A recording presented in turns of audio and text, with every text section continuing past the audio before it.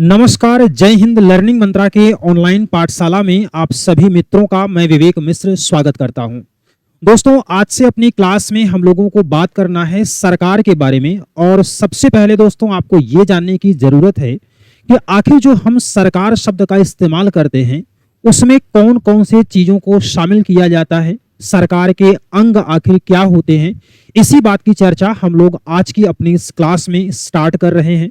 एक नई क्लास आपके लिए है। यहाँ से बहुत सारी सवाल और बहुत सारे कंसेप्ट आपके लिए परीक्षाओं के दृष्टिकोण से महत्वपूर्ण होते हैं। साथ ही साथ दोस्तों, आपको जो भारतीय राजनीति है उसकी अगर थोड़ी सी समझ बनानी है, खास करके आपके राजनीति में पॉलिटिकल चीजें देश में आपके क्या हो रही हैं, और अगर इस बात को आप बेहतर तरीके से समझना चाहते हैं तो आज की क्लास आपके लिए काफी इंपॉर्टेंट होगी। या यूं कहें कि आज से लेकर के आगे की जो भी क्लास आपके लिए होगी वो सभी की सभी चीजें आपको प्रत्यक्ष रूप से जितने भी एग्जाम्पल्स देखने को मिलेंगे आप वहां से उन सभी बातों को देख सकते हैं। तो समय बिना गंवाए हुए चलिए हम लोग शुरू कर लेते हैं अपनी आज की इस क्लास को। सबसे पहला पॉइंट आपको ध्यान में रखना है कि हम लोग सबसे पहले जो बात करेंगे वो होता है आपका सरकार के अंग कौन कौन से होते हैं।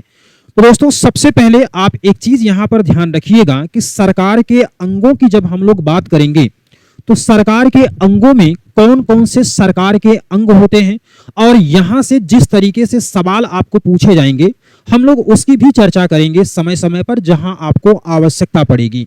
तो सरकार के अंग के लिए यहां पर 3 अंग होते हैं सरकार के, और उसमें से हम लोग पहले को कहते हैं, एक होता है आपका विधायिका। पहले को हम लोग क्या कहते हैं? विधायिका कहते हैं, या इसी को हम लोग कहते हैं लेजिस्लेटिव कहते हैं। इसको क्या बोला जाएगा? विधायिका या लेजिस्लेटिव। और जो दूसरा होता है इसी को हम लोग कहते हैं कार्यपालिका, या इसी को बोला जाता है एग्जीक्यूटिव।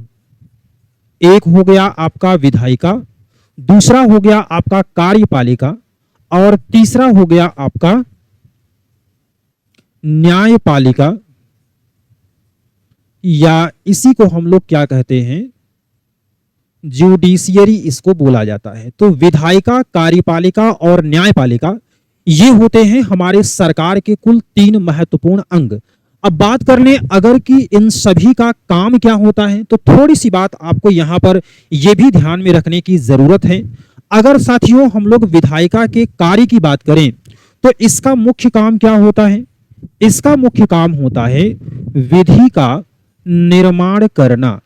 तो विधि के निर्माण की जो बात है ये करता है विधायिका, और जो विधायिका ने विधि को बनाया है इसी को लागू करने का काम किसका होता है?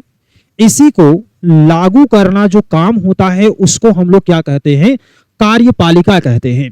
और जो विधायिका ने कानून को बनाया है, कार्यपालिका ने जिस कानून को लागू किया है, इसी की जांच करना ये काम किसका होता है? जांच करने का काम क्या होता है? ये आपकी न्यायपालिका का होता है। तो यहां पर हम लोगों ने सबसे पहले क्या समझ लिया कि विधायिका, कार्यपालिका और न्यायपालिका ये सभी के सभी क्या हैं? सरकार के अंग हैं। और इसमें से विधायिका का काम होता है विधि का निर्माण करना, कार्यपालिका का काम है विधायिका के द्वारा बनाए गए कानूनों को लागू करना, न्यायपालिका का काम होता है कि विधायिका के द्वारा बनाए गए, कार्यपालिका के द्वारा लागू किए गए कानूनों की जांच करना। और किस बात की जांच करता है यह भी आपके लिए काफी महत्वपूर्ण है। जांच इस बात की करता है कि जो विधायिका ने कानून बनाया है क्या वह संविधान के अनुसार है या नहीं, क्या वह संविधान के अनुसार है या नहीं। तो संविधान के अनुसार है या नहीं, 2 कंडीशन साथियों यहां पर बनती है। संविधान के अनुसार है और संविधान के अनुसार नहीं है। अब दोनों कंडीशन में अगर आप देखेंगे, अगर संविधान के अनुसार है तब यह आगे लागू रहेगा, आगे कंटिन्यू हो जाएगा। अगर संविधान के अनुसार नहीं है तो न्यायपालिका उसको क्या करती है? शून्य या अवैध घोषित कर सकती है। और आप जानते हैं कि कुछ इसी तरीके की व्यवस्था जो होती है उसी को हम लोग कहते हैं न्यायपालिका। तो बात आपको यहां पर ध्यान में रखना है कि विधायिका, कार्यपालिका और न्यायपालिका का वास्तविक रूप में काम क्या होता है। यहां पर आपने ये सारी बातें समझ लिया। एक आपके पास आइडिया होना चाहिए कि आखिर सरकार के जो 3 अंग हैं इनका वास्तविक रूप में काम क्या होता है। और खास करके जब हम लोग बात करते हैं न्यायपालिका की, तो न्यायपालिका किस बात की जांच करता है, तो ध्यान रखिएगा कि संविधान के अनुसार विधायिका ने कानून बनाया है या नहीं, इस बात की जांच करना है। अगर संविधान के अनुसार होगा तो वो जो एक्ट बनाया गया होगा विधायिका के द्वारा, वो क्या होगा, आगे प्रोसीड कर जाएगा, कंटिन्यू हो जाएगा, लागू हो जाएगा। और अगर संविधान के अनुसार नहीं है तो वो क्या हो जाएगा, शून्य घोषित करने की क्षमता रखता है न्यायपालिका। और इसी तरीके की व्यवस्था आप भारतीय संविधान के अनुच्छेद 19 के अंतर्गत भी देखते हैं। वहां पर फंडामेंटल राइट के खास रेफरेंस में यह बताया गया है कि विधायिका के द्वारा किसी ऐसे कानून का निर्माण नहीं किया जा सकता है जो कि फंडामेंटल राइट का उल्लंघन करता है या फंडामेंटल राइट का किसी तरीके से अतिक्रमण करता है। यदि विधायिका ने किसी ऐसे कानून का निर्माण कर दिया है जो कि फंडामेंटल राइट का उल्लंघन करता है या फंडामेंटल राइट का किसी तरीके से अतिक्रमण करता है, तो वो उस सीमा तक समाप्त हो जाता है जहां तक फंडामेंटल राइट को वो वायलेट कर रहा होता है। और आपने देखा था कि इसी को हम लोग आच्छादन का सिद्धांत कहते हैं। और जिस सीमा तक अगर पूर्णतः है तो पूर्णतः वो समाप्त करने की क्षमता रखता है, और अगर आंशिक रूप से है, पार्शियली है, तो वहां पर उसी सीमा तक समाप्त करेगा जहां तक वायलेट हो रहा होगा। तो मैं उम्मीद करता हूं कि इतनी सारी बात आप अच्छे तरीके से समझ गए होंगे।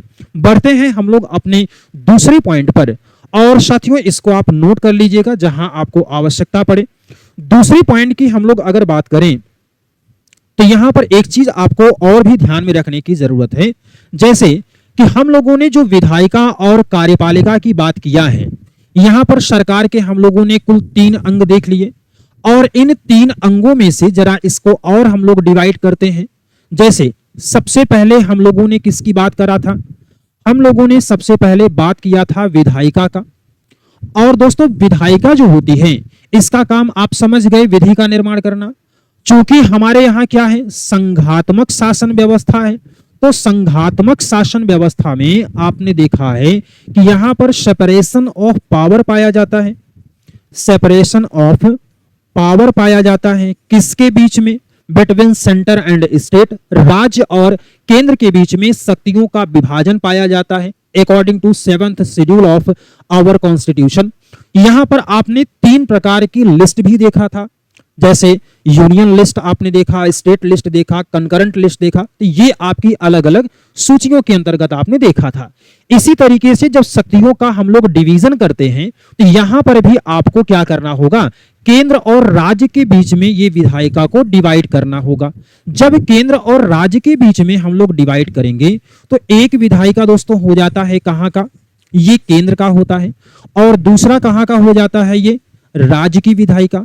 अब जो केंद्र की विधायिका है इसी को हम लोग क्या कहते हैं, इसी को हम लोग कहते हैं संसद अर्थात पार्लियामेंट कहते हैं। और जो राज्य की विधायिका होती है इसी को हम लोग क्या कहते हैं, विधान मंडल कहते हैं। बात क्लियर हो गई होगी, इसको हम लोग क्या कहते हैं, विधान मंडल कहते हैं। अब इसी तरीके से अगर आप देखेंगे तो यहां पर भी आप डिवाइड कर सकते हैं। जब यहां पर आप डिवाइड करेंगे कार्यपालिका में, तो कार्यपालिका में भी हम लोग क्या कर लेंगे, कार्यपालिका में भी हम लोग क्या करेंगे, इसको 2 पार्ट में डिवाइड करेंगे। एक में आप क्या करेंगे, केंद्र की कार्यपालिका करेंगे, और दूसरे को हम लोग क्या करेंगे, राज्य की कार्यपालिका करेंगे। तो केंद्र की कार्यपालिका और राज्य की कार्यपालिका, जब केंद्र की कार्यपालिका की बात करते हैं तो यहां पर अगर देखेंगे तो केंद्र की कार्यपालिका को भी हम लोग 2 टाइप में डिवाइड कर सकते हैं। एक को हम लोग क्या कहते हैं, नाम मात्र का कह सकते हैं, और दूसरे को हम लोग क्या कहेंगे, वास्तविक कहेंगे। तो जो नाम मात्र की कार्यपालिका शक्ति होती है वो कहां पर होती है, राष्ट्रपति में होती है, और दूसरी जो वास्तविक होती है वो कहां पर होती है, तो ये होता है प्रधानमंत्री और उसकी मंत्री परिषद में। बात क्लियर है। केंद्र की विधायिका को हम लोगों ने 2 टाइप में डिवाइड किया, एक को हमने क्या कहा, केंद्र की कार्यपालिका, और दूसरे को हमने कहा राज्य की कार्यपालिका। और केंद्र की कार्यपालिका को हमने नाममात्र और वास्तविक यानी कि नॉमिनल और रियल एग्जीक्यूटिव के अंतर्गत इसको हमने डिवाइड कर दिया। बात क्लियर है। अब इसके बाद वास्तविक में प्रधानमंत्री और उसकी मंत्रिपरिषद भी शामिल होगी।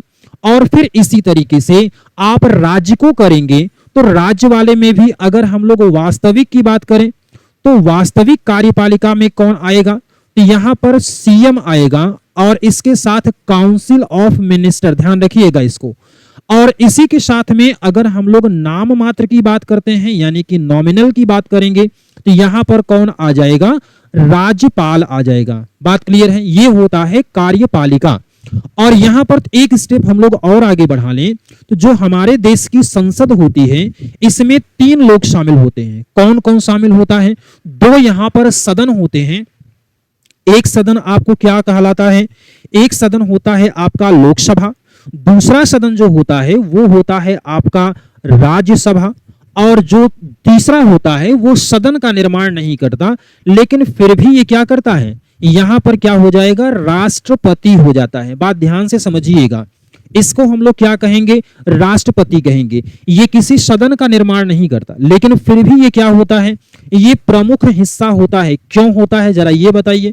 तो अगर हम लोग ये कह रहे हैं कि president is the most important part of our parliament, यानी कि राष्ट्रपति हमारे संसद का महत्वपूर्ण अंग होता है, महत्वपूर्ण भाग होता है। तो क्यों, क्योंकि आप जानते हैं कि विधायिका का मुख्य काम क्या होता है, विधायिका का मुख्य काम होता है विधि का निर्माण करना, और इसके साथ ही साथ क्या होता है कि संविधान में संशोधन वगैरह करना। ये काम किसका होता है, विधायिका का, विधायिका का। लेकिन इन सभी में से मुख्य काम क्या होता है, तो विधि का निर्माण करना। और आप जानते हैं कि कोई भी अगर बिल आया है यानी कि विधेयक अगर है और उसको अधिनियम में कन्वर्ट करना है तो उसके लिए सबसे जरूरी बात होती है कि राष्ट्रपति का उस पर हस्ताक्षर होना चाहिए। तो अगर राष्ट्रपति हमारी संसद का अभिन्न हिस्सा है तभी हम वास्तविक रूप में अपनी विधायिका के कार्य को समझ सकते हैं, क्योंकि राष्ट्रपति के हस्ताक्षर के बिना कोई भी विधेयक जो होता है वो अधिनियम के रूप में परिवर्तित नहीं होता है। यहां तक की बात क्लियर हो गई।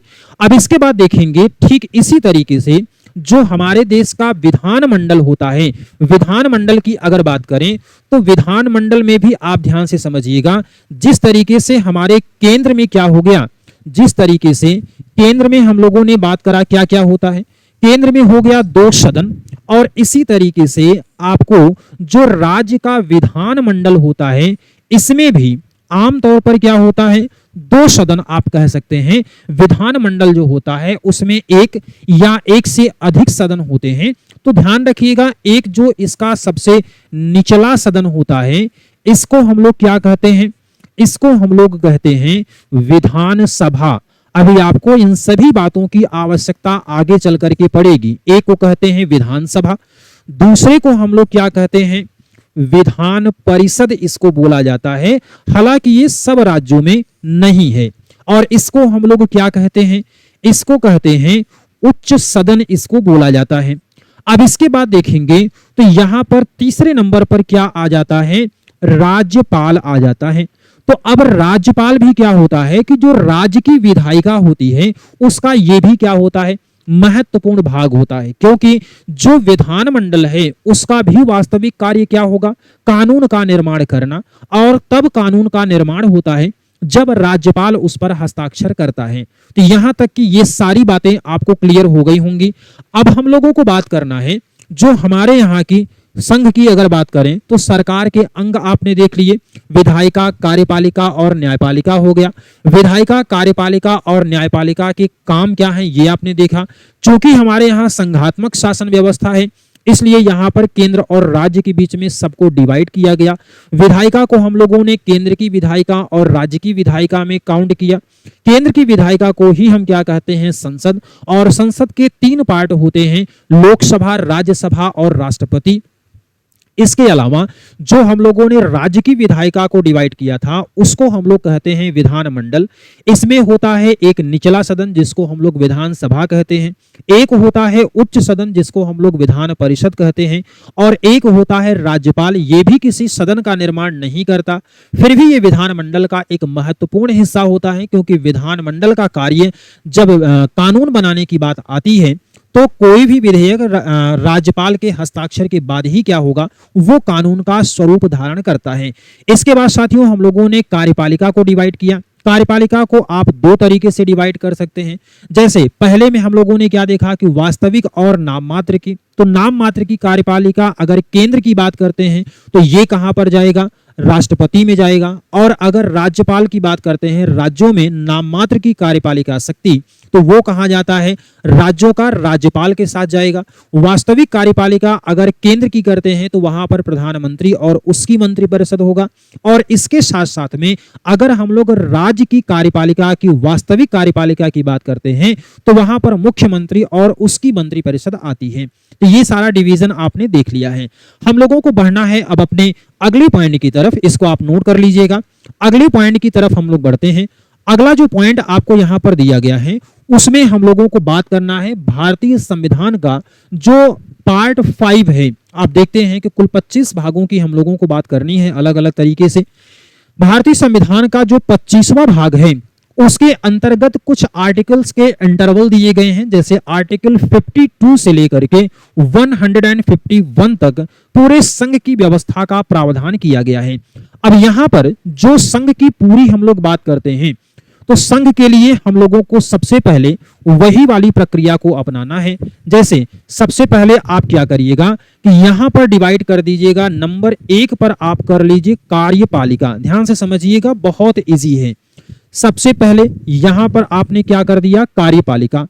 इसके बाद हम लोगों ने क्या कर दिया है, इसके बाद हम लोगों ने कर दिया है विधायिका। चूंकि हम लोगों को आर्टिकल के अनुसार चीजों को पढ़ना है।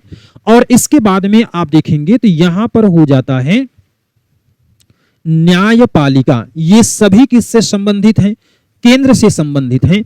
और एक डिवीजन आपको आगे और मैं बताऊंगा, लेकिन सबसे पहले आप यहां से समझिए। जब हम लोग कार्यपालिका की बात करते हैं तो भारतीय संविधान में अगर भाग 5 के अंतर्गत आर्टिकल की बात करें कार्यपालिका से संबंधित, तो आपको ध्यान में रखना है 52 से लेकर के आर्टिकल 52 से लेकर के आर्टिकल 78 तक इसका पूरा प्रावधान किया गया है। ये सभी किससे संबंधित होंगे, तो ये सभी संबंधित होते हैं कार्यपालिका से।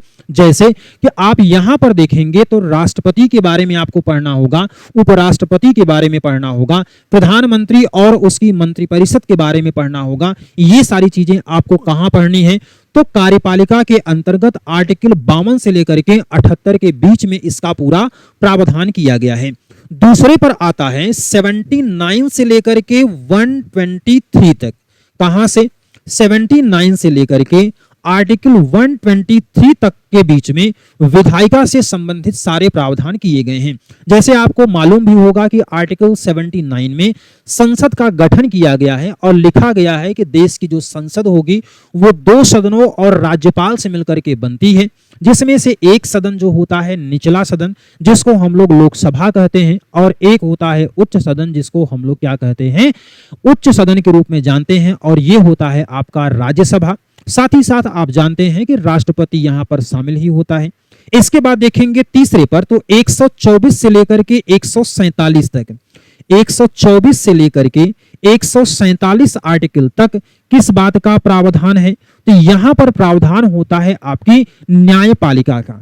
और इसी से जुड़ा हुआ एक और पद होता है जिसको हम लोग क्या कहते हैं, कंट्रोलर एंड ऑडिटर जनरल इसको बोला जाता है।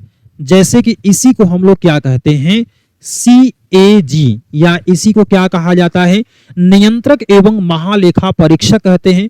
इसका प्रावधान आपको मिलता है आर्टिकल 148 से 151 तक।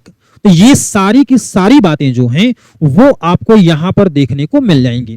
दोस्तों हम लोगों ने बात किया था कि आर्टिकल 52 से चलेंगे और आर्टिकल 51 तक जाएंगे, और ये सारे जितने भी प्रावधान आप यहां देख रहे हैं वो सारे के सारे प्रावधान जो हैं वो आपको संघ से ही संबंधित हैं। तो हम लोगों ने अपनी बात को शुरुआत किया था आर्टिकल 52 और लास्ट में हमने आपको कहां पर छोड़ दिया है, आर्टिकल 51 तक छोड़ दिया है। यानी कि अनुच्छेद 52 से लेकर के 151 के बीच के जितने प्रावधान हैं वो सारे के सारे आपने देख लिए हैं।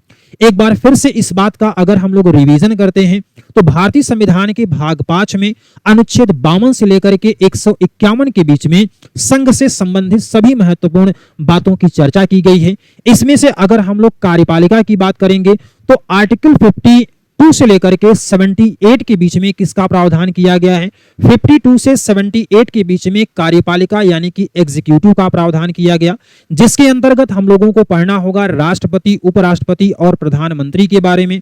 इसके अलावा जो हम लोगों की विधायिका है, विधायिका के बारे में आपको बात करनी होगी, आर्टिकल 79 से लेकर के आर्टिकल 123 तक की बात करनी है। और इसके बाद में अगर देखेंगे न्यायपालिका की तो आर्टिकल 124 से लेकर के आर्टिकल 147 के बीच में हम लोगों को बात करनी है न्यायपालिका की। और इसके बाद इसी से जुड़ा हुआ होता है एक नियंत्रक और महालेखा परीक्षक यानी कि कंट्रोलर एंड ऑडिटर जनरल, जिसे हम लोग शॉर्ट फॉर्म में CAG के नाम से जानते हैं। इसका प्रावधान संविधान के अनुच्छेद 148 से लेकर के 151 के बीच में किया गया है। तो ये एक जनरल इंफॉर्मेशन थी किसके बारे में, पार्लियामेंट के बारे में। हम लोगों ने शुरू से लेकर के अंत तक यहां तक की जितनी बातें हैं अच्छे तरीके से मैं उम्मीद करता हूं कि आपको समझ में आया होगा। अब इसके बाद हम लोग आते हैं अपने मेन टॉपिक पर। टॉपिक की बात करेंगे तो सबसे पहले हम लोगों को कार्यपालिका के बारे में बात करनी है। कार्यपालिका में आप जानते हैं आपको राष्ट्रपति के बारे में पढ़ना है। पहले मैं यहां पर थोड़ा सा आपको ब्रीफ कर दूं कि कार्यपालिका की जब हम लोग बात करेंगे तो यहां पर आपको पढ़ना होगा राष्ट्रपति के बारे में यानी कि प्रेसिडेंट के बारे में पढ़ेंगे। इसके अलावा हम लोगों को पढ़ना होगा इसी में उपराष्ट्रपति के बारे में, तो उपराष्ट्रपति वाइस प्रेसिडेंट के बारे में भी बात करेंगे। इसी के साथ में चूंकि हम लोग कार्यपालिका की बात कर रहे हैं तो कार्यपालिका में ही आपका आएगा प्रधानमंत्री। इसी में कौन आएगा, प्रधानमंत्री आएगा।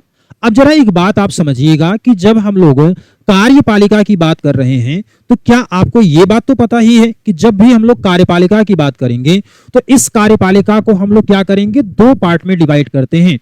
एक को हम लोग क्या कह रहे हैं, एक को हम लोग कह रहे हैं नाम मात्र की कार्यपालिका और दूसरे को हम लोग क्या कहते हैं, दूसरे को हम लोग कहते हैं वास्तविक कार्यपालिका। और अगर इसी बात से आप देखें कार्यपालिका को यानी एग्जीक्यूटिव को ही अगर हम लोग एक नए तरीके से भी क्लासिफाइड करें तो इसके भी दो आधार हो जाते हैं। और ये जो डिवीजन आप करते हैं ये होता है पदावधि या समय सीमा के आधार पर। एक कौन होते हैं, अस्थाई होते हैं। ध्यान से समझिएगा इस बात को कि एक कौन होते हैं, अस्थाई होते हैं। दूसरे कौन होते हैं, ये परमानेंट होते हैं। कैसे होते हैं इस बात को जरा देखिए। जब हम लोग अस्थाई की बात करते हैं तो इसमें कौन कौन आ जाते हैं, इसमें जो आता है वो होता है आपका राष्ट्रपति। इसके अलावा इसमें कौन आ जाते हैं, प्रधानमंत्री। और इसी में कौन आ जाता है आपका वाइस प्रेसिडेंट भी इसी में आएगा। इस बात को आप समझते रहिए।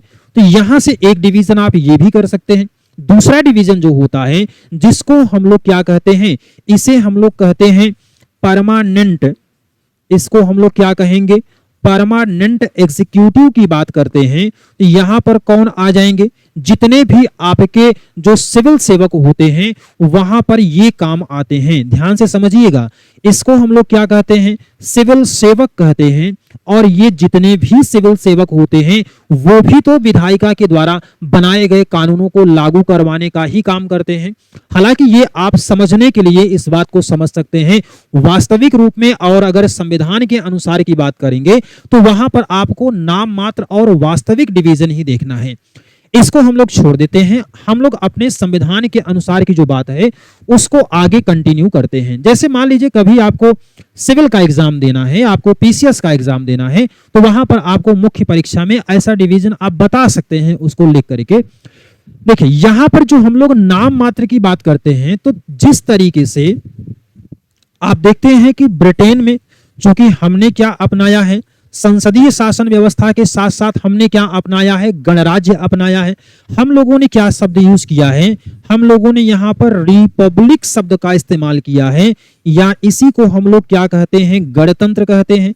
और गणतंत्र शब्द को हमने कहां से लिया है, जल्दी से आप सोच के बताइए। इसको हमने ले लिया था फ्रांस से।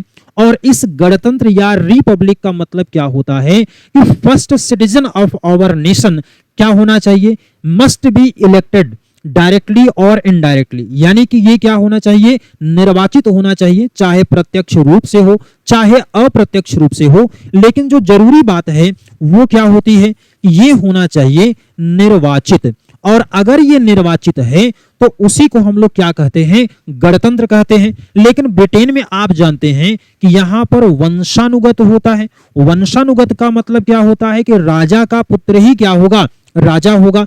अब इस तरीके से ब्रिटेन में चूंकि वंशानुगत है तो वहां पर गणतंत्र न होकर के बल्कि कैसा होता है, राजतंत्र होता है। भले ही वहां पर संसदीय शासन व्यवस्था है, तो शासन की व्यवस्था संसदीय हो सकती है, लेकिन राज्य का स्वरूप कैसा होगा, तो वहां पर राजतंत्रात्मक है। हमारे यहाँ कैसा है, तो यहाँ पर गणतंत्रात्मक है। दोनों बातें आपने अच्छे तरीके से समझा। अब इसके बाद हमारे यहाँ क्या होता है, ब्रिटेन में क्या होता है, यहाँ पर राजा या रानी होता है। तो जो राजा या रानी होता है ये क्या होता है, नाम मात्र की कार्यपालिका शक्तियां किसमें निहित होती हैं, तो राजा या रानी में। हमारे यहाँ जो राष्ट्रपति होता है उसका कंपैरिजन किसके साथ करते हैं, ब्रिटेन के राजा या रानी के साथ करते हैं। और यहां पर आप देखिए तो जो आपको वास्तविक दिया गया है, वास्तविक का मतलब यहां पर क्या हो गया, यहां पर वास्तविक कार्यपालिका प्रमुख का मतलब हो जाता है प्रधानमंत्री। बात क्लियर होगी। यहां पर कौन आ गया, प्रधानमंत्री, और साथ ही साथ उसकी जो मंत्री परिषद है, ये बात आपको यहां पर ध्यान में रखना है कि ये वास्तविक कार्यपालिका का प्रमुख होता है। बात क्लियर है।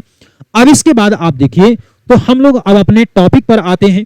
टॉपिक आपको क्या दिया गया है, टॉपिक आपको दिया गया है भारत का राष्ट्रपति। तो देश का एक राष्ट्रपति होगा। इस बात का प्रावधान आपको कहां पर मिलता है, भारतीय संविधान का अनुच्छेद 52। चूंकि आप जानते हैं कि हम संघ के बारे में जितनी भी बातें करेंगे, देखिए मैं बार बार चीजों को रिवाइज कर रहा हूं, बार बार मैं आपके सामने बोल रहा हूं, ताकि जितनी बार मैं बोलूं उतनी बार आप उसको सुन सुन करके रटते चलिए। भारतीय संविधान का जो भाग 5 है, अनुच्छेद 52 से लेकर के 151 के बीच में, यहां पर संघ से संबंधित सभी बातें दी गई हैं। अनुच्छेद 52 की बात करते हैं तो सिर्फ इतना कहा गया कि भारत का एक राष्ट्रपति होगा, इसके अलावा इसमें कुछ भी नहीं। अनुच्छेद 53 की बात करते हैं, एक स्टेप आगे बढ़ते हैं, तो अनुच्छेद 53 में क्या दिया गया, आर्टिकल 53 में दिया गया कि संघ की समस्त कार्यपालिका शक्तियां जो होंगी वो राष्ट्रपति में निहित होंगी, यानी कि संघ की समस्त कार्यपालिका शक्तियां राष्ट्रपति में निहित होंगी। और ये बात आप जान चुके हैं कि ये कैसा होता है, ये नाम मात्र का होता है, यानी कि ये कैसा होगा, ये नॉमिनल होता है। ये कंफर्म हो गया। इसलिए आप एक बात कहते हैं कि संघ की समस्त कार्यपालिका शक्ति राष्ट्रपति में निहित है। दूसरा एक सवाल आता है कि संविधान का अध्यक्ष कौन होता है, संविधान का अध्यक्ष किसको कहा जाता है, who is the chairman of constitution. तो राइट आंसर आपका क्या हो जाएगा, तो वहां पर आंसर आपको लगाना होगा कि ये प्रेसिडेंट होता है। बट अगर हम लोग बात कर लें शासन की, गवर्नेंस की, कौन अध्यक्षता करता है, तो आप यहां पर ध्यान रखिएगा कि प्रधानमंत्री जो होता है वो शासन का अध्यक्ष होता है, और राष्ट्रपति किसका होता है, तो वो संविधान का अध्यक्ष होता है। दो महत्वपूर्ण बात आपको यहां पर ध्यान में रखनी है। अनुच्छेद 52 की हम लोगों ने बात किया, अनुच्छेद 53 की बात किया। अब इसके बाद एक चीज आपको और भी ध्यान में रखना है, अनुच्छेद 53 की बात अगर हम लोग देखेंगे तो यहां पर एक दिया गया है आर्टिकल 74, और अनुच्छेद 53 को ही अगर हम लोग थोड़ा सा और बढ़ाएं,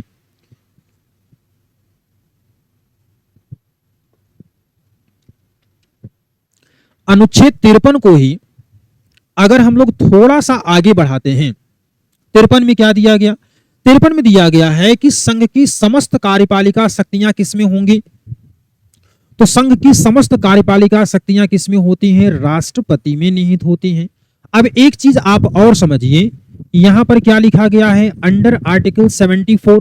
तो आर्टिकल 74 में लिखा गया है कि राष्ट्रपति को उसके कार्यों में सलाह देने के लिए एक मंत्री परिषद होती है, और राष्ट्रपति जो होता है वो मंत्रिपरिषद की सलाह से कार्य करता है। ये बात कंफर्म हो गई।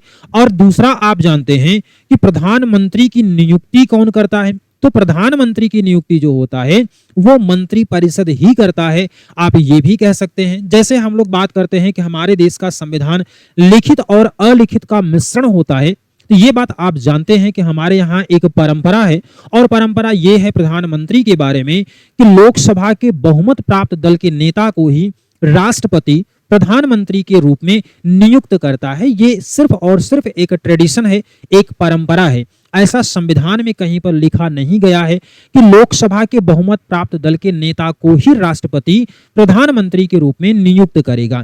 तो यहाँ पर एक चीज आपको ये ध्यान में रखना है कि राष्ट्रपति को उसके कार्यों में सलाह देने के लिए एक मंत्रिपरिषद होगी, और मंत्रिपरिषद का प्रधान कौन होता है? प्रधानमंत्री, जिसकी नियुक्ति राष्ट्रपति करता है, और राष्ट्रपति प्रधानमंत्री के रूप में उस व्यक्ति को नियुक्त करता है जो लोकसभा में बहुमत प्राप्त दल का नेता होता है, लेकिन वो राज्यसभा का भी सदस्य हो सकता है। तो ये बात आपको यहां पर ध्यान में रखनी है।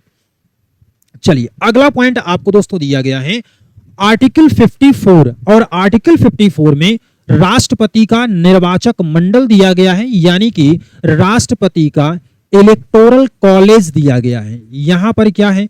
इलेक्टोरल कॉलेज ऑफ प्रेसिडेंट, राष्ट्रपति का निर्वाचक मंडल। आप जानते हैं कि हमने पहले ही बताया कि जो गणतंत्र का मतलब होता है, यहां पर अप्रत्यक्ष रूप से जनता के द्वारा क्या होता है? ये निर्वाचित होता है राष्ट्रपति।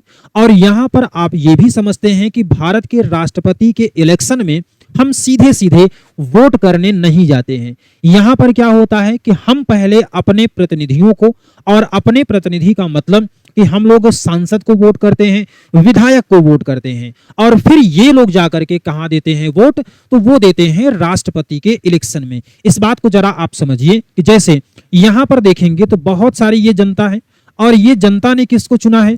इस जनता ने किसको चुना है? इस जनता ने चुन करके भेजा किसको? ये भेजा एमएलए को या फिर एमपी को। और ये अब एमएलए और एमपी किसको वोट करेंगे? तो ये करते हैं प्रेसिडेंट के लिए। तो अब जरा एक बात आप बताइए कि हमने सीधे इनको वोट नहीं किया, बल्कि हमने पहले इनको किया, और ये जाकर के कहां दिए? प्रेसिडेंट को वोट करते हैं। तो इसका मतलब इसी व्यवस्था को हम लोग कहते हैं अप्रत्यक्ष निर्वाचन या इनडायरेक्ट इलेक्शन, आप इसको कहते हैं। जैसे आपने पॉलिटिकल थ्योरी में पढ़ा होगा, लोकतंत्र के बारे में आपने पढ़ा, निर्वाचन की अलग अलग पद्धतियां होती हैं, आपने इस बात को भी पढ़ा है। तो ये सारी बातें आप वहां से हो करके इसको देख सकते हैं। ये भी आपके लिए काफी महत्वपूर्ण होती है। चीजों को आप रिलेट करके देखिए तो आपको और भी बेहतर तरीके से ये सभी बातें समझ में आती हैं। मैं आपको बेसिक से लेकर के टॉप तक की चीजें बताने की कोशिश करता हूं। मुझे लगता है कि अगर आप में से कोई भी ऐसा है जो बहुत छोटी बात नहीं समझ पा रहा है, वो भी आप उस बात को अच्छे तरीके से समझिए। जैसे ये बहुत सिंपल सी बात है, लेकिन आपको यहाँ पर मैंने ये अच्छे तरीके से फिर से एक बार बता दिया। देखिए, राष्ट्रपति, अच्छा एक बात ये कंफर्म हो गई। तो यहाँ पर क्या होता है कि जनता सीधे वोट नहीं देती है, बल्कि क्या करता है? अपने ये अप्रत्यक्ष निर्वाचन के जरिए राष्ट्रपति का इलेक्शन होता है। अब इसके मतदान में, इसके वोटिंग में कौन कौन वोट करेगा, ये हम लोगों को देखना है। देखिएगा, जैसे कि राष्ट्रपति का निर्वाचन जो होता है वो अप्रत्यक्ष रूप से एक निर्वाचक मंडल के द्वारा होता है, अर्थात इसका निर्वाचन अप्रत्यक्ष रूप से होता है, लेकिन जनता के द्वारा ही होता है। अब इसका जो इलेक्टोरल कॉलेज है, ये बहुत इंपॉर्टेंट पॉइंट है आपके लिए। पहला इसमें कौन शामिल होगा, मैं आपको अभी सारी की सारी चीजें ये याद करवा दूंगा। पहला पॉइंट आपको दिया गया है कि लोकसभा और राज्यसभा के सभी निर्वाचित सदस्य इसमें भाग लेते हैं, और राज्य विधानसभा के निर्वाचित सदस्य भाग लेते हैं। इसके अलावा दिल्ली और पुडुचेरी विधानसभा के निर्वाचित सदस्य भाग लेते हैं। अब एक चीज आप देखिए, तो इन सभी बातों में एक चीज बड़ी कॉमन है। कौन सी बात कॉमन है? यहां पर देखेंगे तो निर्वाचित है, यहां पर देखेंगे तो निर्वाचित है, और यहां पर भी देखेंगे तो निर्वाचित है। यानी कि राष्ट्रपति के इलेक्शन में इसके इलेक्टोरल कॉलेज में केवल और केवल कैसे होंगे? केवल और केवल इसमें शामिल होते हैं इलेक्टेड मेंबर। यहां पर कौन शामिल होंगे? तो केवल और केवल इलेक्टेड मेंबर्स ही शामिल होते हैं, यानी कि ध्यान रखिएगा कि केवल और केवल निर्वाचित सदस्य ही इसमें भाग लेते हैं। एक बात कंफर्म हो गई। दूसरी बात आप ध्यान रखिए कि यहां पर लिखा है लोकसभा और राज्यसभा के सभी निर्वाचित सदस्य। यहां पर यह बात आपको ध्यान में रखनी है कि सभी निर्वाचित सदस्य, केवल और केवल सभी निर्वाचित सदस्य आपको यहां पर ध्यान में रखना है। यह बात भी आपके लिए काफी महत्वपूर्ण होती है। अब इसके बाद देखेंगे तो दिल्ली और पुडुचेरी की विधानसभा के जो निर्वाचित सदस्य होते हैं, यहां पर आपको इस बात को भी ध्यान में रखनी है। तो दिल्ली और पुडुचेरी की जो भी विधानसभा होगी उसको शामिल किया गया। तो एक सवाल आपको यह बन सकता है कि आखिर दिल्ली और पुडुचेरी की विधानसभा को कब से इसको शामिल किया गया। दरअसल आपको यहां पर आपको अमेंडमेंट संख्या 70 ध्यान में रखना है। 70वें संविधान संशोधन अधिनियम 1992 के द्वारा इसको शामिल किया गया और यह जो व्यवस्था है वो 1 जून 1995 से प्रभावित है। बात क्लियर है। अब इसी बात को जरा आप यहां पर और भी आसान शब्दों में इसको समझने की आप कोशिश करिए।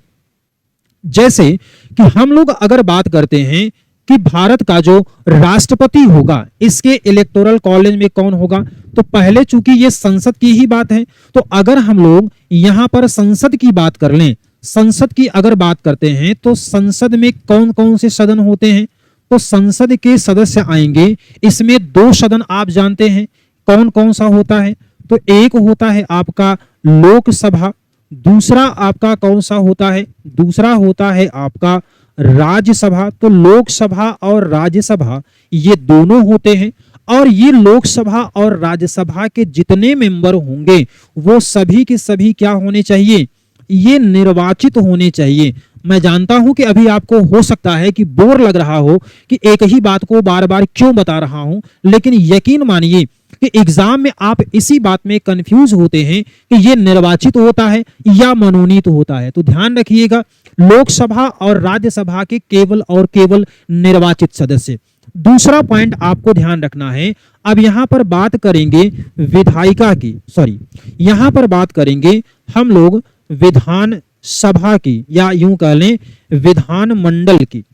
तो विधान मंडल में आप देखिएगा यहां पर, तो विधान मंडल में कौन कौन होंगे, एक होता है विधान सभा, ध्यान से समझिएगा, एक होता है विधान सभा और दूसरा कौन सा होता है, तो यहां पर दूसरा होता है विधान परिषद। ये 2 होते हैं। तो अब आपको ध्यान में रखना है कि जो विधान परिषद है ये राष्ट्रपति के इलेक्शन में भाग नहीं लेते हैं। क्यों नहीं लेते हैं, क्योंकि ये प्रत्येक राज्य में नहीं है, प्रत्येक राज्य में यह नहीं पाया जाता है। एक बात आप ध्यान रखिएगा। फिर इसके बाद में विधानसभा की बात करेंगे तो फिर 2 चीजें, एक तो है आपको सभी राज्य में और दूसरा आपका है यूनियन टेरिटरी में। अब राज्यों के सभी विधानसभा के, फिर से ध्यान रखिए, केवल निर्वाचित सदस्य, ओनली इलेक्टेड मेंबर, ध्यान रखिएगा इसको, केवल और केवल निर्वाचित सदस्य। और यूनियन टेरिटरी में जाएंगे तो दिल्ली और पुडुचेरी यही 2 ऐसे केंद्र शासित प्रदेश हैं वर्तमान में जहां पर विधान सभाएं हैं। तो विधान सभाएं कहां कहां पर हैं, 2 जगहों पर। कौन कौन सा, एक है दिल्ली और दूसरा कौन सा है, पुडुचेरी है।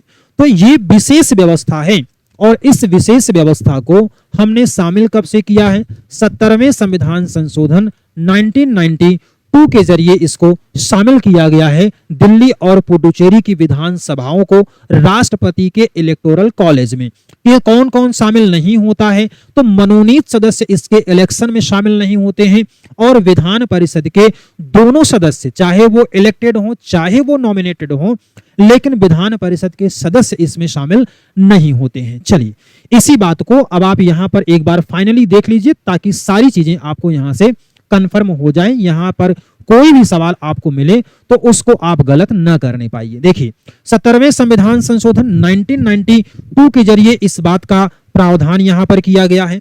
इसके साथ में ये 70th अमेंडमेंट है। कौन है लोकसभा राज्यसभा के सभी निर्वाचित सदस्य, राज्य विधानसभाओं के निर्वाचित सदस्य, दिल्ली और पुडुचेरी विधानसभा के निर्वाचित सदस्य शामिल होते हैं और राष्ट्रपति के इलेक्टोरल कॉलेज में 17वें संविधान संशोधन के जरिए 1992 में दिल्ली और पुडुचेरी की विधानसभाओं के सदस्यों को शामिल किया गया। क्लियर हो गया।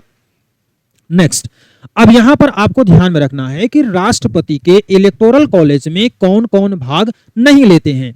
तो राष्ट्रपति के इलेक्टोरल कॉलेज में कौन कौन भाग नहीं लेंगे? दोनों सदनों के मनोनीत सदस्य भाग नहीं लेंगे, विधानसभा के मनोनीत सदस्य भाग नहीं लेंगे, विधान परिषद के निर्वाचित और मनोनीत दोनों सदस्य भाग नहीं लेंगे, दिल्ली और पुडुचेरी विधानसभा के मनोनीत सदस्य भाग नहीं लेंगे। ध्यान रखिएगा, nominated member will be not participated in the election of राष्ट्रपति, इलेक्शन ऑफ प्रेसिडेंट के लिए ये जो है भाग नहीं लेते हैं। बात क्लियर हो गई। कौन कौन भाग लेता है? तो संसद के दोनों सदनों को केवल और केवल निर्वाचित सदस्य, राज्य की विधानसभाओं के निर्वाचित सदस्य, इसके अलावा दिल्ली और पुडुचेरी की विधानसभाओं के केवल और केवल निर्वाचित सदस्य भाग लेते हैं। दिल्ली और पुडुचेरी की विधानसभाओं को 17वें संविधान संशोधन 1992 के जरिए इसको शामिल किया गया।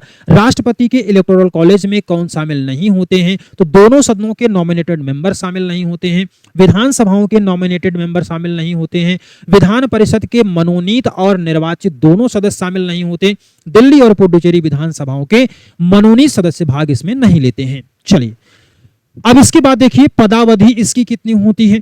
तो राष्ट्रपति की जो पदावधि होती है वो कितने समय के लिए होती है? आपसे एक ये भी सवाल पूछा जाता है कि राष्ट्रपति कितने समय के लिए अपने पद पर बना रहता है। तो ध्यान रखिएगा, राष्ट्रपति, अच्छा ये सवाल पूछा जाता है किस तारीख से, तो राष्ट्रपति अपने पद पर बना रहता है कितने समय के लिए? तो ये आंसर आपका क्या हो जाएगा? 5 साल। लेकिन ये 5 साल की काउंटिंग हम कब से करते हैं?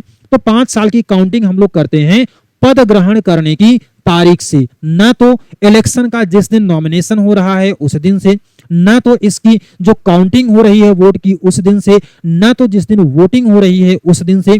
ध्यान में रखिएगा कि जिस दिन अपने पद को ग्रहण कर लेगा उसी दिन से इसका कार्यकाल जो होगा वो कितने दिनों के लिए होगा? तो 5 साल के लिए होता है। लेकिन अगर इससे पहले भी अपने पद से ये हटना चाहे तो उपराष्ट्रपति को त्याग पत्र दे सकता है। बहुत सिंपल से सवाल आपको पूछे जाते हैं कि राष्ट्रपति अपना त्याग पत्र किसको देता है? तो उपराष्ट्रपति को देगा।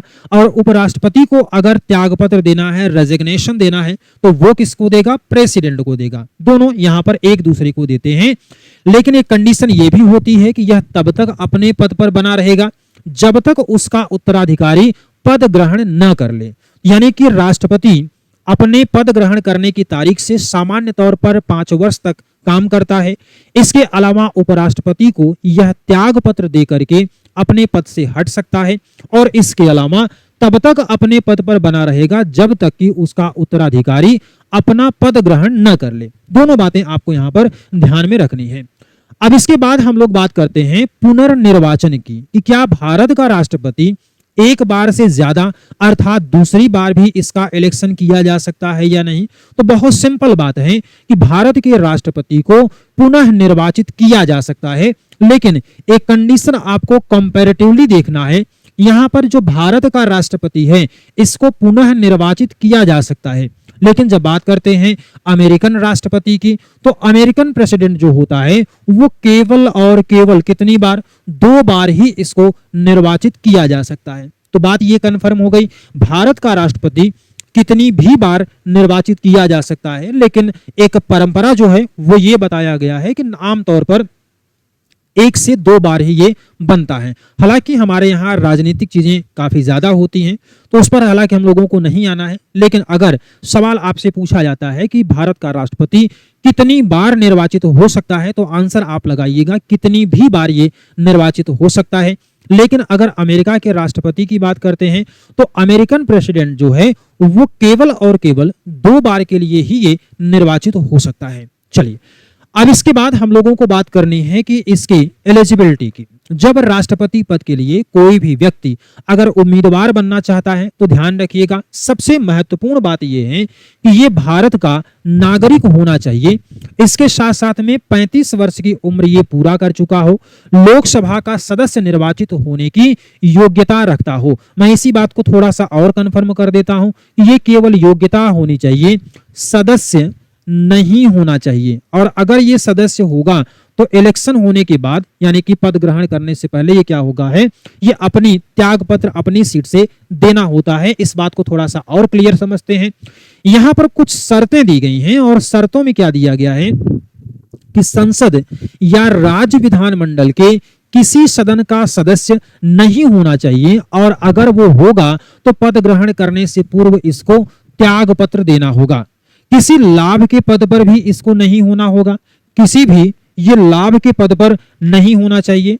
और यहां पर एक बात आप ध्यान में रखिएगा कि वर्तमान समय का अगर कोई राष्ट्रपति है या फिर उपराष्ट्रपति है या फिर राज्यपाल है या संघ या राज्य का कोई भी मंत्री है, तो इन सभी पोस्ट को हम लोग क्या करेंगे, इन सभी पोस्ट को हम लोग मंत्री के पद को लाभ के पद के रूप में हम लोग शामिल नहीं करते हैं। तो यहां पर कुछ महत्वपूर्ण बातें आपके लिए जरूरी थी कि अगर वर्तमान का कोई राष्ट्रपति है, वर्तमान का कोई उपराष्ट्रपति है, इसके साथ साथ में संघ या राज्य का कोई मंत्री है, तो ये सभी लोग जो होंगे ये क्या करेंगे, ये सभी के सभी लोग लाभ के पद पर इनको नहीं माना जाता है। दूसरी कंडीशन जरा यहां पर और समझिएगा कि भारत में बहुत इंपॉर्टेंट पॉइंट ये वाला है, भारत में अमेरिकी राष्ट्रपति में अमेरिकी संविधान में राष्ट्रपति के रूप में चुनाव के लिए यह आवश्यक होता है कि वह प्राकृतिक नागरिक होना चाहिए, यानी कि जन्म से नागरिक होना चाहिए, वंश के अनुसार नागरिक होना चाहिए। अर्थात भारत के यहां पर क्या रखना है, राष्ट्रपति पद का उम्मीदवार जन्म से ही नागरिक होना आवश्यक नहीं होता है। मैं इसको अगर ब्रीफ कर दूं तो जो अमेरिका का राष्ट्रपति है, अमेरिका का जो राष्ट्रपति है, इसके लिए आवश्यक क्या होता है कि ये जन्म से अमेरिका का नागरिक होना चाहिए, जन्म से नागरिक होना चाहिए। और इसके अलावा अगर हम लोग बात करते हैं भारत की, तो भारत के लिए आवश्यक क्या होता है, भारत के लिए आवश्यक होता है केवल और केवल नागरिक होना। और ये नागरिक किसी भी तरीके से हो सकता है, उन सभी तरीकों से जो तरीका आपको भाग 3 में अनुच्छेद 5 से 11 के बीच में दिया गया है। अब बात क्लियर हो गई। एक बार फिर से आप इन सभी बातों को समझ लीजिए कि संसद या राज्य विधानमंडल के किसी सदन का सदस्य इसको नहीं होना चाहिए, और अगर है तो वो पद से क्या करना पड़ेगा, पद ग्रहण करने से पूर्व त्यागपत्र देना पड़ेगा। इसके अलावा किसी भी लाभ के पद पर इसको नहीं होना चाहिए। वर्तमान राष्ट्रपति, उपराष्ट्रपति, राज्यपाल, संघ या राज्य का मंत्री, ये लाभ का पद इसको नहीं माना जाएगा।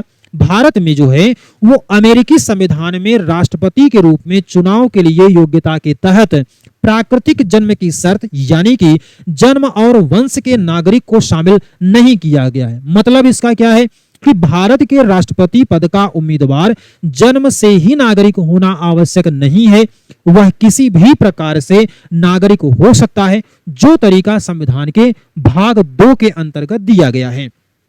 चलिए अब इसके बाद देखते हैं, वर्तमान में राष्ट्रपति पद के उम्मीदवार के लिए 50 प्रस्तावक और 50 इसके लिए अनुमोदक की आवश्यकता होती है। यहां पर थोड़ा सा करेक्शन कर लीजिएगा, ये क्या होगा 10 और 10 होगा। ये क्या होगा, पहले कितना था 10 प्रस्तावक और 10 अनुमोदक की आवश्यकता थी, लेकिन वर्तमान में कितने प्रस्तावक और अनुमोदक की आवश्यकता होती है, तो 50 प्रस्तावक। ध्यान रखिएगा कि ये 50 जो प्रस्तावक होंगे वो अलग होंगे और जो अनुमोदक होंगे वो अलग होंगे, लेकिन एक ही व्यक्ति एक से अधिक उम्मीदवारों को प्रस्तावक या अनुमोदक के रूप में उसके लिए कर सकता है। तो ध्यान रखिएगा कि प्रस्तावक और अनुमोदक ये 50-50 जो हैं ये दोनों अलग अलग होते हैं, लेकिन एक ही व्यक्ति एक से अधिक उम्मीदवारों के लिए प्रस्तावक भी हो सकता है और एक से अधिक उम्मीदवारों के लिए अनुमोदक भी हो सकता है। 97 से पहले ये व्यवस्था कितनी थी, 10 प्रस्तावक और 10 अनुमोदक की।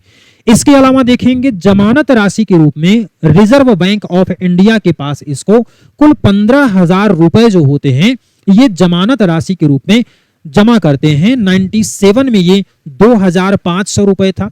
और अगर आप अक्सर सुनते होंगे कि जमानत जब्त हो जाती है, जमानत जब्त होने का सीधा सा मतलब है कि कुल पड़े वैध मतों का अगर 1/6%, 1/6वां भाग अगर वोट नहीं मिलता है तो ध्यान रखिएगा उसकी जमानत जो है वो जब्त हो जाती है।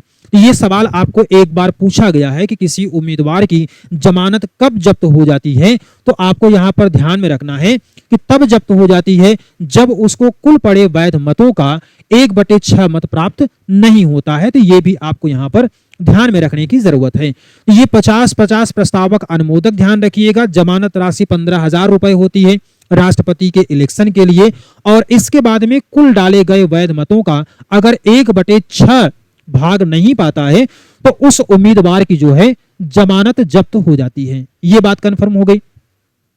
इसके बाद देखिए अगला पॉइंट जो आपको दिया गया है, यहां पर आपको शपथ का प्रावधान किया गया है।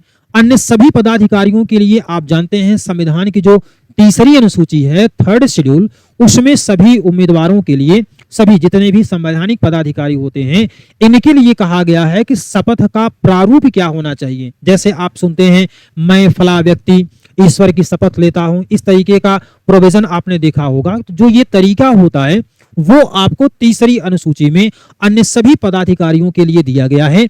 और इसके बाद में अगर राष्ट्रपति की बात करते हैं तो आर्टिकल 59 में आपको ये बात देखने को मिलती है।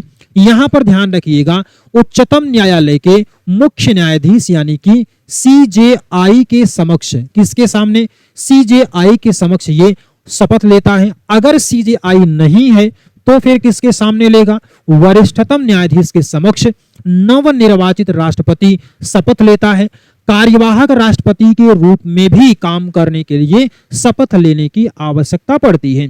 यानी कि अगर कोई भी व्यक्ति राष्ट्रपति के रूप में काम करने चल रहा है तो उसको भारत के मुख्य न्यायाधीश के समक्ष या मुख्य न्यायाधीश की अनुपस्थिति में वरिष्ठतम न्यायाधीश के सामने अपने पद की, संविधान की, ईश्वर के प्रति यह शपथ लेने की आवश्यकता होती है। अगला पॉइंट देखते हैं, भारत का जो राष्ट्रपति है ये किस बात की शपथ लेता है? तो ईश्वर और सत्यनिष्ठा की शपथ लेता है, संविधान और विधि का परिरक्षण करने की शपथ लेता है, संरक्षण करने की शपथ और प्रतिरक्षण करने की शपथ लेता है, जनता की सेवा और कल्याण में निरत रहने की यानी कि लगातार रहने की ये शपथ लेता है भारत का राष्ट्रपति।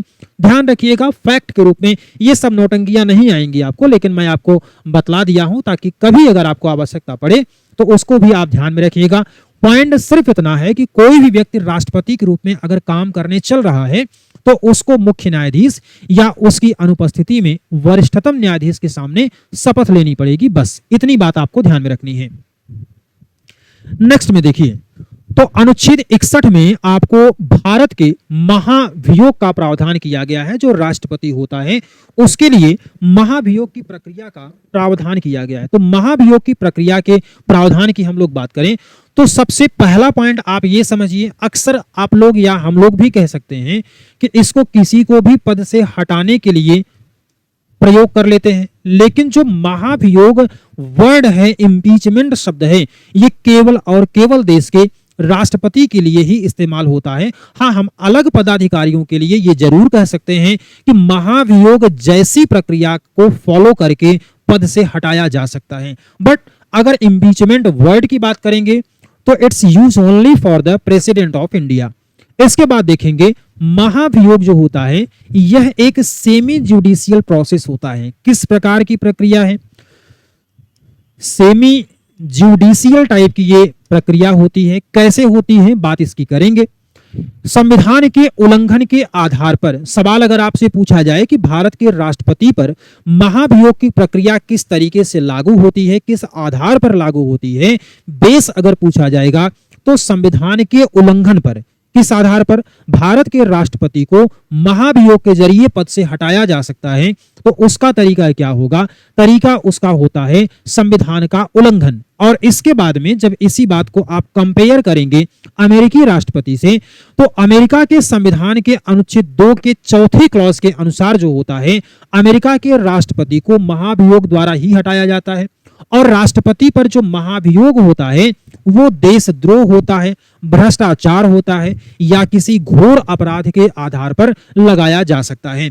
तो आर्टिकल 61 में भारतीय राष्ट्रपति के लिए पद से हटाने की व्यवस्था है, जिसको हम लोग महाभियोग की प्रक्रिया कहते हैं। महाभियोग शब्द का इस्तेमाल केवल और केवल भारतीय राष्ट्रपति के लिए यूज होता है। महाभियोग की प्रक्रिया किस प्रकार की प्रक्रिया है, तो इसको हम लोग क्या कहते हैं, अर्ध न्यायिक प्रक्रिया। किस प्रकार की प्रक्रिया होगी, तो ये होता है अर्ध न्यायिक प्रकार की प्रक्रिया। और अर्ध न्यायिक प्रकार की प्रक्रिया के आधार क्या होता है इसका, तो आधार होता है संविधान में उल्लंघन का। इसी तरीके से आप देखेंगे तो अमेरिका के राष्ट्रपति, अमेरिकी संविधान के अनुच्छेद 2 के चौथे क्लॉज के अनुसार अमेरिका के राष्ट्रपति को केवल और केवल महाभियोग के जरिए ही हटाया जाता है। लेकिन यहां पर महाभियोग लगाने का आधार जो होता है भारतीय राष्ट्रपति से थोड़ा सा अलग होता है। वहां पर होता है भ्रष्टाचार, इसके अलावा वहां पर होता है आपराधिक मामले, अगर किसी बड़े अपराध में शामिल हैं तो उसके आधार पर, भ्रष्टाचार है, देशद्रोह है, इन सभी के आधार पर अमेरिकी राष्ट्रपति को महाभियोग के जरिए हटाया जा सकता है। अब इसके बाद देखिए, महाभियोग अगर आपको लगाना है, यानी कि संसद में अगर महाभियोग की प्रक्रिया जो है वो भारत के किसी भी राष्ट्रपति के ऊपर लागू करना है, तो क्या उसके तरीके होंगे। तरीके आप यहां पर देखिए, इसको हम लोग किसी भी सदन में अर्थात लोकसभा में या फिर राज्यसभा में प्रारंभ कर सकते हैं।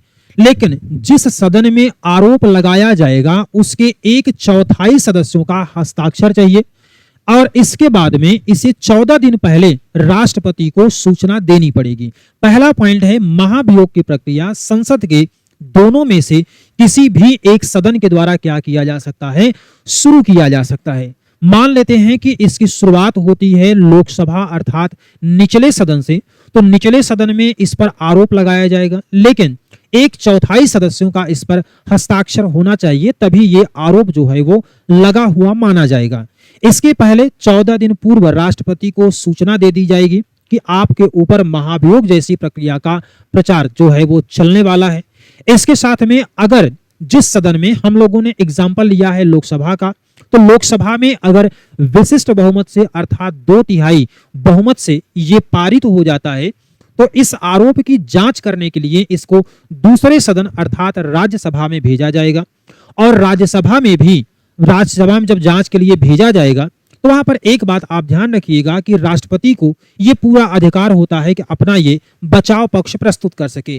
और अपना बचाव पक्ष प्रस्तुत करने के लिए राष्ट्रपति स्वयं कर सकता है या फिर अपने प्रतिनिधियों के माध्यम से अपना बचाव पक्ष प्रस्तुत करेगा।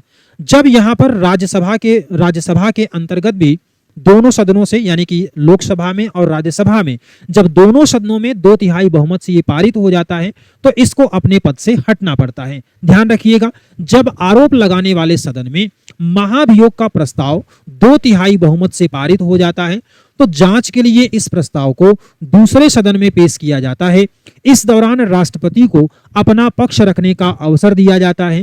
राष्ट्रपति स्वयं या अपने प्रतिनिधि के माध्यम से अपना पक्ष रख सकता है। अगर दूसरा सदन इन आरोपों को सही पाए और 2/3 बहुमत से उस प्रस्ताव को पारित कर दे तो राष्ट्रपति को क्या करना होगा, अपने पद से हटना पड़ता है।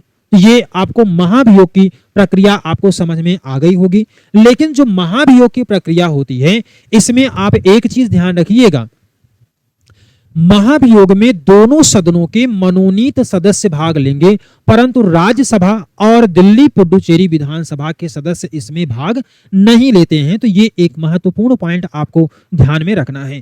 तो हम लोगों की आज की जो क्लास थी यहीं तक थी, तो कल मिलेंगे, फिर इसके आगे की चर्चा करेंगे। तब तक अपना और अपनों का ख्याल रखिए, अच्छे तरीके से पढ़ाई करिए। जय हिंद, आप सभी को वंदे मातरम।